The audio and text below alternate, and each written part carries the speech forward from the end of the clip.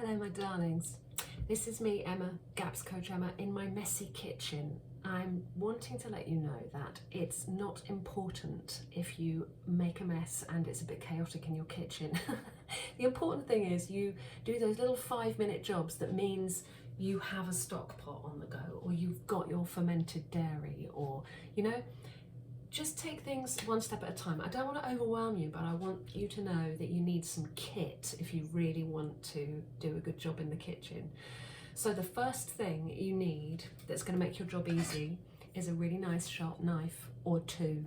I really love a chopper like this because the weight of it really helps you to get the job done, and it's sharp. You hear that? I've sharpened it well. Get yourself a little knife sharpener. You can get these ones that have got a gauge on them. You don't have to learn how to use a sharpening tool. When you've got a really nice sharp tool like that, chopping vegetables is a cinch. The knife does the job for you.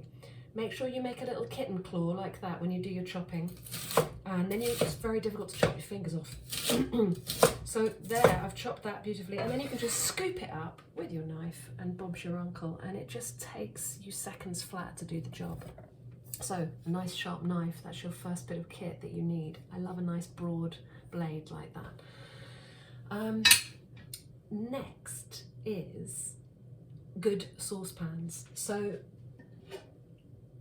what you're really looking for in a saucepan is a heavy bottom. So you want something that's got a nice thick bottom on it, because you're going to be leaving these on to cook for a long time, and you want a nice thick bottom. You want it made of stainless steel or ceramic or enamel.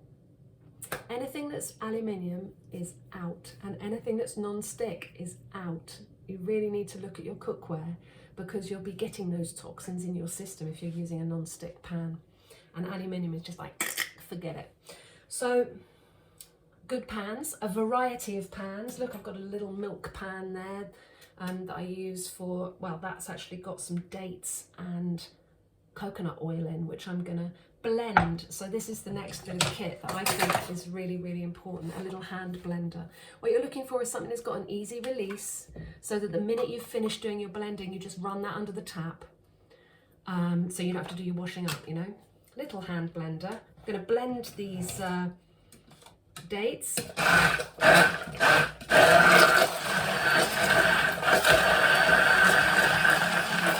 Beautiful. That that has made a lovely date paste. It's like toffee sauce. Sweet and lovely. So yeah, a hand blender. I'm going to wash that in a minute. Under the tap. Very important bit of kit for making soup. And you should always have a pan of stock on the go and a pan of soup.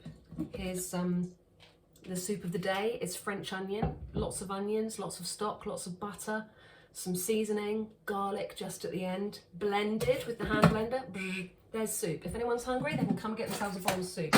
There's another fitting for the hand blender, which means you can make meringues, which is very, very useful. So I highly recommend getting a hand blender. If you can't get anything else, get a hand blender. You can pick them up for about 30 quid. That's probably about $40. You don't want anything fancy. Don't worry if I don't bother with a dial with different speeds and things like that. Just get something that's quite heavy and it's got an easy release. That's the key.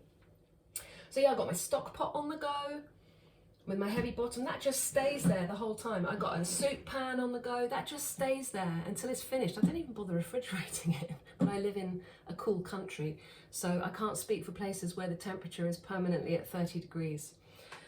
Another bit of kit you need is a frying pan. This is an enamel frying pan, and I've seasoned it by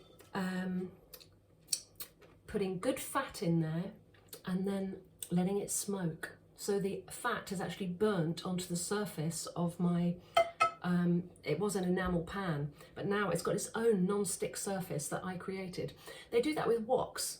They do that with those stainless steel woks. You put the good fat in it. When I say good fat, I mean saturated fat, and you let it burn a little bit. And then to clean it, you just take a bit of kitchen roll and give it a wipe. I very, very rarely put my frying pan in the hot soapy water, and that's how I keep it non-stick like that. And then I've always got a lid, because we're often cooking with stock and we want to keep the moisture in, and so I keep a lid. All my pans have got lids. Another amazing, reason you want a chopper is so that you can deal with, big heavy veg like that. It makes it ever so fun when you're chopping up a big pumpkin, or when you've got a big chopper like that.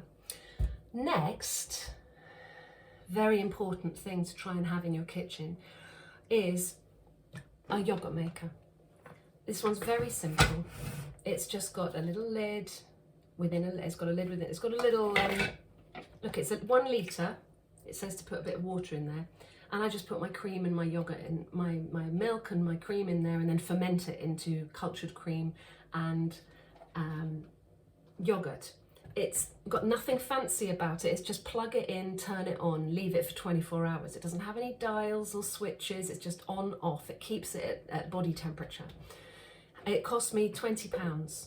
That's about $28 or something. A yogurt maker is hugely important on your GAPS journey. So that's another bit of kit that's really, really worth investing in. You can make yogurt in a little flask and keep it somewhere warm next to the radiator, or in a place where it's going to stay at about blood temperature. You can do that, but this is sort of a surefire way of getting the right kind of ferments happening. So that's that. You want a selection of wooden spoons and wooden implements rather than plastic, because you're going to be working with ferments, and ferments like wood, and so do you non-stick surfaces like wood. A peeler, very useful. A nice pair of kitchen scissors, gotta have them really. And a grater, nice little hand grater, very easy. And let me just look at my list. Oh yeah, you want a selection of bowls, for soaking and mixing. You want a selection of little bowls, and they could be stainless steel or they could be Pyrex, but get yourself a little selection of bowls, because you always need a lot of bowls with GAPS. You're always soaking things and mixing things, and so yeah, get yourself some bowls. And what else have we got? Oh, my pride and joy, pestle and mortar. Don't worry if you haven't got a pestle and mortar, it's just something you could aspire to or work towards, but there is definitely a difference between chopped garlic and crushed garlic. And when we crush the garlic in our pestle and mortar with a little bit of sea salt, it creates something measurable and scientific terms, which acts as an antibiotic, and it's called allicin.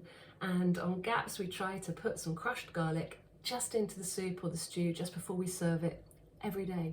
So I crush whole bulbs, or 2 or 3 bulbs at a time, sometimes leave it in there and it starts to ferment. That's a good thing. I'm not keen on washing up really, so yeah, I just leave it. And when it gets really crusty with garlic, it's not gone off, it's just salt and garlic crusted on, I just pour some stock in there, leave it overnight, and then pour it back in the stock pot. So I'm not washing it up. I give it a little wipe with a kitchen paper. That's that. Of course, you need some kind of baking trays. This is the back end of pork scratchings that we did the other day. Baking trays, need a selection of baking trays, and muffin tins. I don't bother washing these up. I just use little paper cases in them all the time. They are grubby as. I don't care. They go into the oven. They get sterilised in the oven, don't they? I don't bother washing them up. I just use paper. So yeah, parchment paper. That's another thing. This stuff, parchment paper. As you can see, I use it and I use it and I use it again, until it disintegrates. These little shallow trays are very useful for doing GAPS baking. And you need parchment paper, really. You need some parchment paper. But yeah, a little shallow tray like that is very useful, because a lot of the ingredients we're using for the baking are very nutrient dense. And we're not making big fluffy cakes. We're making like tray bakes of quite nutrient dense stuff with nuts, nut flours, and eggs and butter and rich, lovely things like that. So you end up with little squares of rich, lovely, yummy baked goods on a shallow baking tray like that. Okay, I think that's it. Oh, lastly, and you know, if you can, get hold of a blender. You know, this is very useful. You can do it without a blender, but it's just a useful thing to have in the kitchen. Maybe you know somebody who could lend you theirs, or you could borrow one. Another thing we'll be looking at a bit later on in the programme is a juicer. I picked up my juicer for free because somebody was getting rid of it. It's not the best one, but who cares? It's a juicer.